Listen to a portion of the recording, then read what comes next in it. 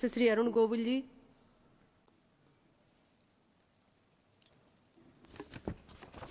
जय श्री राम। आदरणीय अध्यक्ष महोदय, आपका बहुत बहुत धन्यवाद कि आपने मुझे बोलने का अवसर दिया। सबसे पहले मैं आदरणीय प्रधानमंत्री श्री नरेंद्र मोदी जी के सपनों का विकसित भारत बनाने की दिशा में वित्त मंत्री श्रीमती निर्मला सीतारमण जी को 2025-2026 के बजट के लिए केंद्र सरकार का बजट बनाने के लिए मैं बहुत बहुत बधाई देता हूं। इस कल्पनाशील बजट से जहां एक तरफ पूरे देश के मध्यम वर्ग, व्यापारी, किसानों, महिलाओं, वेतनभोगी, श्रमिकों और युवाओं में खुशी की लहर दौड़ गई है, वहीं विरोधी दलों के लिए ये बजट एक भूकंप की तरह रहा है। इस बार वो विरोध करने की जगह अपने आंसू पोंछते हुए सिर्फ यही कह पाए कि ये बजट दिल्ली के चुनाव को देखते हुए बनाया गया है। विपक्ष की बात करें तो अभी थोड़ी देर पहले हमारे तृणमूल के एक सांसद बहुत एक धमाकेदार स्पीच उन्होंने दी, फुल ऑफ ड्रामेटिक्स। उन्होंने रामायण की बात की कि ये बजट जो है वो एक सोने के हिरण जैसा है। रामायण से मेरा बहुत ज्यादा गहरा ताल्लुक रहा है, इसलिए कह पा रहा हूं कि ये बजट सोने का हिरण नहीं है। ये बजट वो तीर है जो उस सोने के हिरण को मारेगा जिसे हम अपने देश की समस्याएं कह सकते हैं या हम अपने देश की परेशानियां कह सकते हैं। ये उसे मारेगा। उन्होंने एक फिल्म की बात की, 3 इडियट्स की। मुझे नहीं समझ में आया वो क्या कहना चाह रहे थे उस समय, पर बहुत ही ज्यादा उनकी स्पीच फुल ऑफ ड्रामेटिक्स थी। मैं उनसे इतना कहना चाहता हूं कि ये जगह ड्रामेटिक्स के लिए नहीं है, ये सीरियस बिजनेस है। हम देश के विकास की बात करते हैं या देश की समस्याओं की बात करते हैं। So I think we must stick to that only.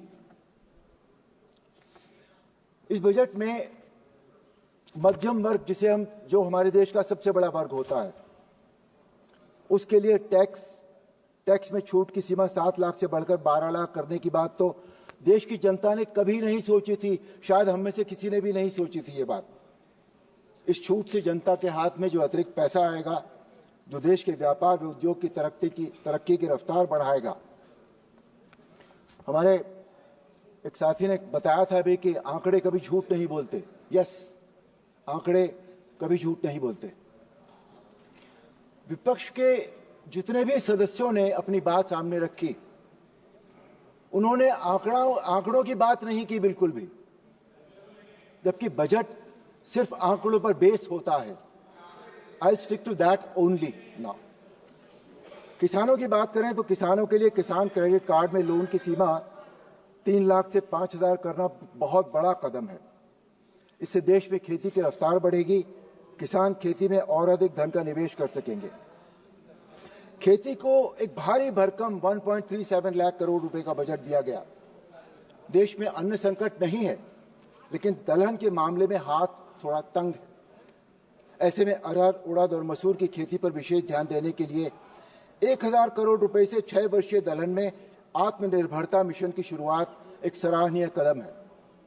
ग्रामीण विकास के लिए ग्रामीण विकास मंत्रालय को भी केंद्रीय बजट में 1.88 लाख करोड़ रुपए आवंटित किए गए।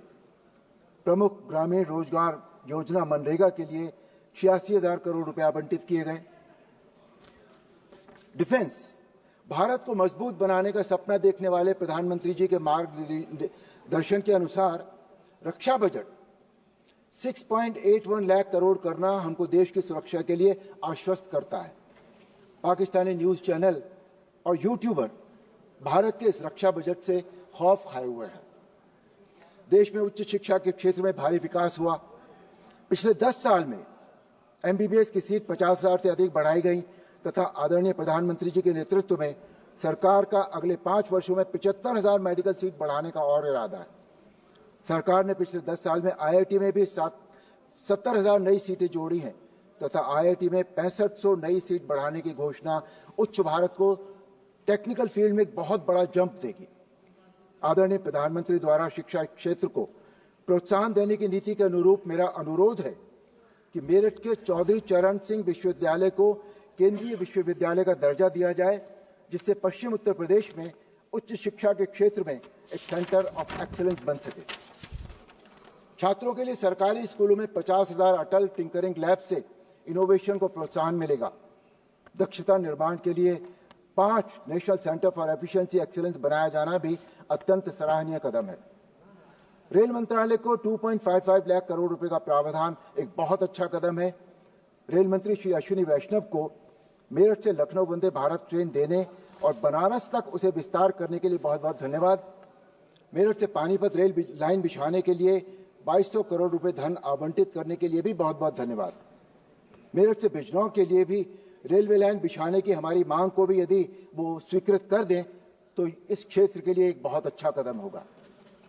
आदरणीय प्रधानमंत्री जी ने उड़ान योजना का विस्तार करते हुए अगले 5 वर्ष में हवाई अड्डों की संख्या बढ़ाकर 250 करने के लिए कहा है।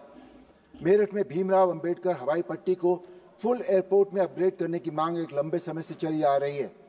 मेरठ में हवाई अड्डे की स्थापना से पश्चिम उत्तर प्रदेश के व्यापार की गति तेज होगी। देश की आधी आबादी अर्थात महिलाओं के उत्थान के लिए सरकार ने पूरा ध्यान दिया है। 5 लाख महिलाओं और अनुसूचित जाति जनजाति श्रेणी के उद्यमियों को 5 साल की अवधि के लिए टर्म लोन मिलेगा। इसके अंतर्गत उद्यमी को 2 करोड़ रुपए तक का क्रमिक लोन दिया जाएगा। पहली बार कारोबार की दुनिया में कदम रखने वाली महिलाओं को अगले 5 सालों में सहायता देना एक बहुत अच्छा कदम है। ये बजट वास्तव में भारत को आर्थिक महाशक्ति बनाने की दिशा में एक निर्णायक कदम है। इस बजट में स्ट्रक्चरल इंप्रूवमेंट, स्ट्रैटेजिक इन्वेस्टमेंट तथा इकोनॉमिक डेवलपमेंट की समावेशी नीतियों पर जोर दिया गया। कृषि, एमएसएमई, निवेश और निर्यात पर ध्यान केंद्रित करके अर्थव्यवस्था को मजबूत बनाने का इरादा है। प्रस्तावित दूसरी परिसंपत्ति मुद्रीकरण योजना नई परियोजनाओं के लिए 10 लाख करोड़ रुपए के मूल्य को अनलॉक करेगी, जिससे बुनियादी ढांचे के विकास को गति मिलेगी। स्टार्टअप के लिए फंड ऑफ फंड्स का विस्तार, खिलौना क्षेत्र के लिए फोकस उत्पाद योजना छोटे व्यवसाय को बढ़ावा देने के लिए सरकार की प्रतिबद्धता को दर्शाती है।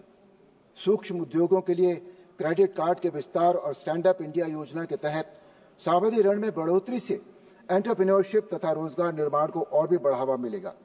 मैं वर्ष 2047 तक भारत को विकसित संपन्न देश बनाने की दिशा में माननीय वित्त मंत्री जी द्वारा प्रस्तुत बजट का समर्थन करता हूं। उनको बहुत बहुत अभिनंदन। माननीय प्रधानमंत्री श्री नरेंद्र मोदी जी को बहुत बहुत अभिनंदन और बहुत बहुत बधाई। जय श्री राम।